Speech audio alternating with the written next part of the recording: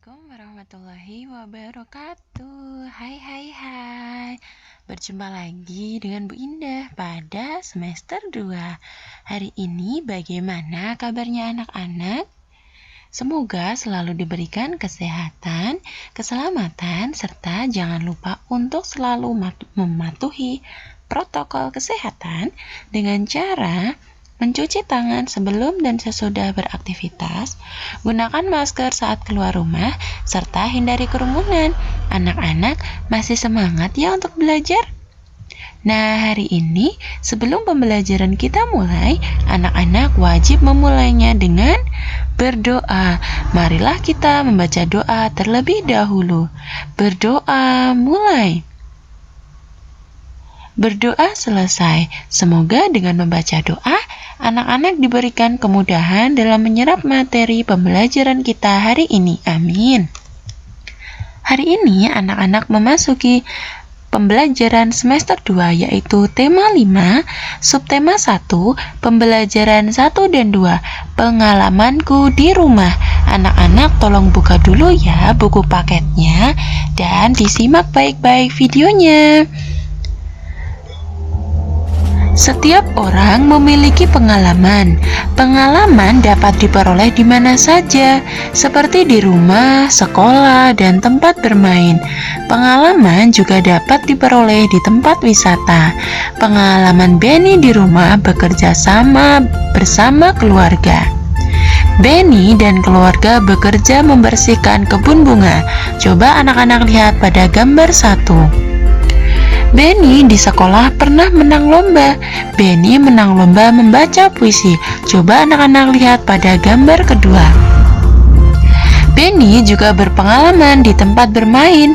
Pengalaman bermain gala asin. Gala asin dilakukan di lapangan. Coba anak-anak lihat pada gambar yang ketiga. Benny berpengalaman juga di tempat wisata. Benny pernah pergi ke Raja Ampat. Lihat pada gambar yang keempat. Nah, anak-anak, sekarang anak-anak itu kan sudah mengakhiri liburan semester 1. Nah, liburan semester 1 telah usai. Saat liburan, Benny asyik membantu di rumah. Benny membantu ibu, ayah, dan kakak.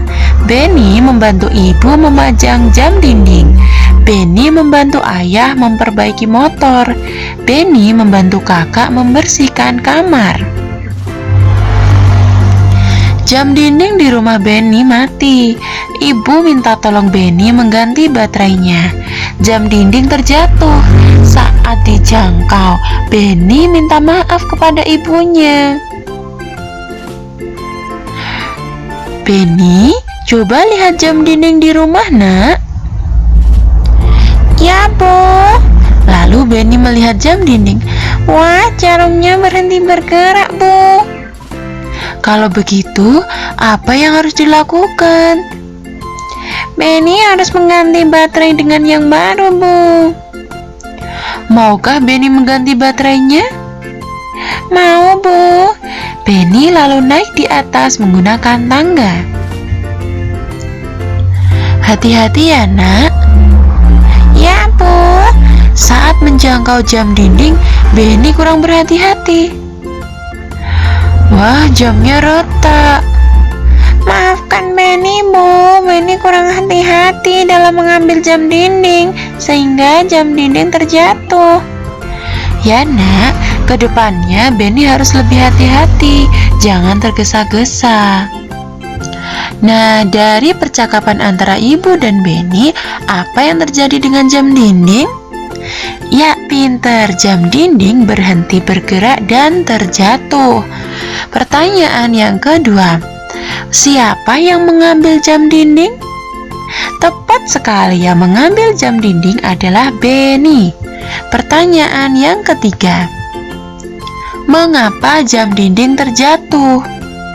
Pinter, karena Benny kurang berhati-hati dalam menjangkau jam dinding. Pertanyaan selanjutnya, bagaimana cara mengambil jam dinding?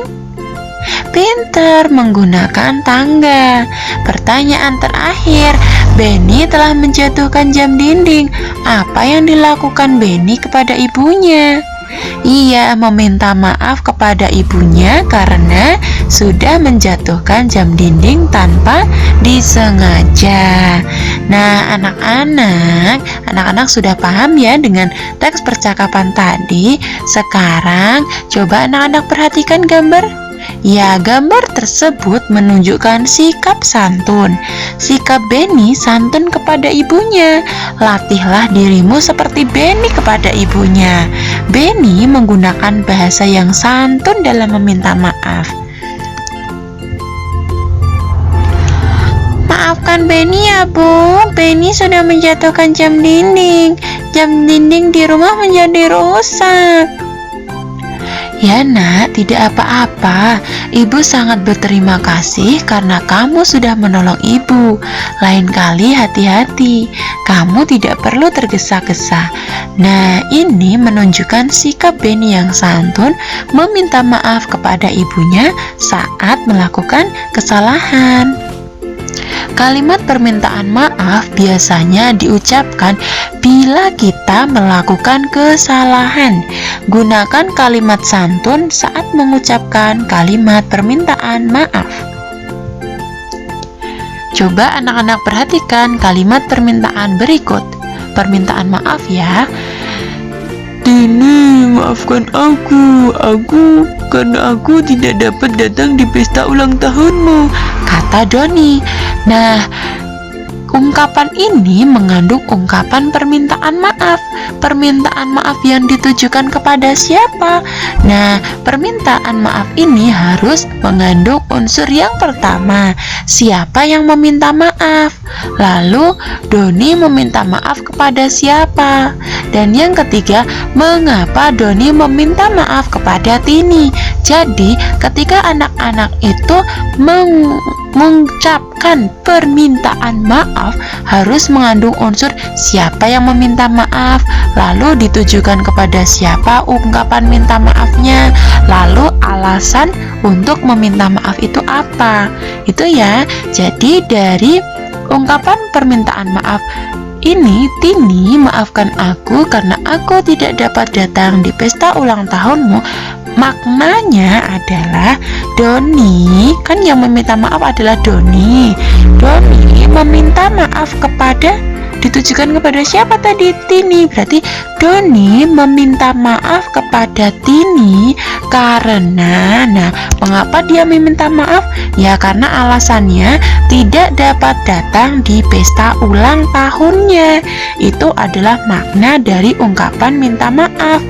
Ya. Jadi dari ungkapan minta maaf yang diajukan Doni itu maknanya adalah Doni meminta maaf kepada Tini karena tidak dapat datang di pesta ulang tahunnya. Anak-anak paham ya? Nah, selanjutnya Benny teringat tugas dari guru. Tugasnya mengukur panjang benda yang ada di rumah. Benny ingin mengukur panjang jam dinding. Berapakah panjang jam dinding ini? Sebutkan alat yang digunakan untuk mengukurnya. Nah, ini adalah jam dinding. Cara mengukurnya menggunakan penggaris. Berapakah panjangnya? Coba dilihat. Iya, 19 cm. Alat yang digunakan adalah penggaris. Penggaris nama lainnya adalah mistar. Pernahkah kamu menggunakan penggaris, anak-anak? Pasti sudah pernah. Sebutkan benda yang pernah diukur dengan penggaris. Pastinya banyak sekali ya. Sebutkan satuan ukuran yang ada di penggaris. Satuan ukuran yang ada di penggaris itu biasanya adalah cm atau sentimeter. Nah, seperti pada gambar ini, penggaris satuannya adalah cm atau sentimeter. Sekarang kita akan belajar tentang alat ukur panjang. Alat ukur panjang ada dua macam, yaitu alat ukur panjang tidak baku dan alat ukur panjang baku. Sekarang kita mempelajari tentang alat ukur panjang tidak baku. Contohnya itu adalah jengkal tangan, lalu ada depa atau dua tangan direntangkan, lalu ada langkah kaki serta tali. Nah, alat ukur tidak baku yaitu instrumen untuk mengukur nilai suatu objek dengan nilai yang tidak tetap. Alat ukur panjang tidak baku masing-masing orang berbeda, tergantung dengan panjang tangan, langkah kaki, dan lain-lain. Jadi, alat ukur panjang tidak baku itu contohnya jengkal tangan, depa, langkah kaki, serta tali. Jadi, itu panjangnya masing-masing orang berbeda-beda karena tidak baku. Sekarang kita mempelajari alat ukur panjang yang baku. Berarti kalau baku itu setiap orang memiliki ukuran yang sama karena ada alat ukurnya. Ada penggaris, ada jangka sorong, ada mikrometer skrup, ada meteran. Meteran itu macamnya ada 3. Ada meteran pita, ada meteran roll kecil, dan meteran roll besar.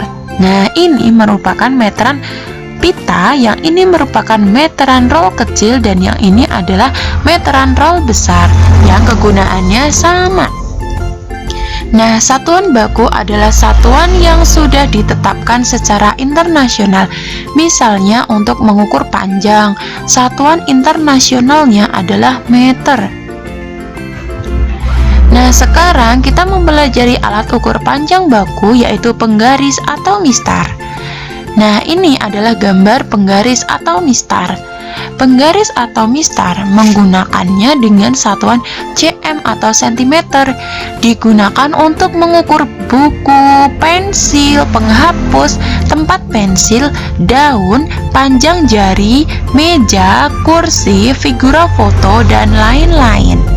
Sekarang alat ukur baku yaitu meteran pita.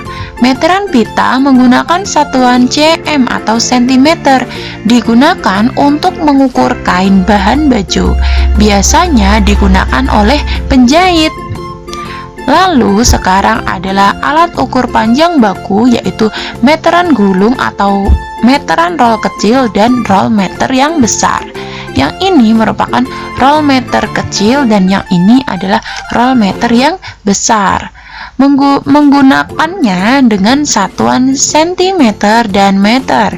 Kegunaannya untuk mengukur panjang tanah, pintu, meja, papan tulis, kursi, dan tinggi badan. Alat ukur panjang baku yaitu jangka sorong. Jangka sorong itu menggunakan satuan cm dan milimeter, cm atau mm, untuk menggunakan atau mengukur benda yang berbentuk lingkaran seperti cincin, mur baut, lingkar jari, pensil, kelereng, dan lain-lain. Nah, berilah tanda centang pada gambar benda yang dapat diukur dengan penggaris. Yang pertama adalah tempat tisu. Bisakah diukur dengan penggaris? Bisa. Yang kedua adalah pintu. Bisakah diukur dengan penggaris? Tidak. Yang ketiga adalah meja. Bisa diukur dengan penggaris. Lalu tangga tidak bisa. Lalu figura foto bisa diukur dengan penggaris. Dan apa itu akuarium bisa diukur dengan penggaris. Nah, di sini ada lagu Pelangi-Pelangi. Anak-anak, siapa yang sudah bisa menyanyikan lagu ini? Nah, lagu Pelangi-Pelangi itu ciptaan A.T. Mahmud. Ciptaan A.T. Mahmud dengan birama 2/4. Coba kita nyanyikan bersama-sama. 1, 2, 3.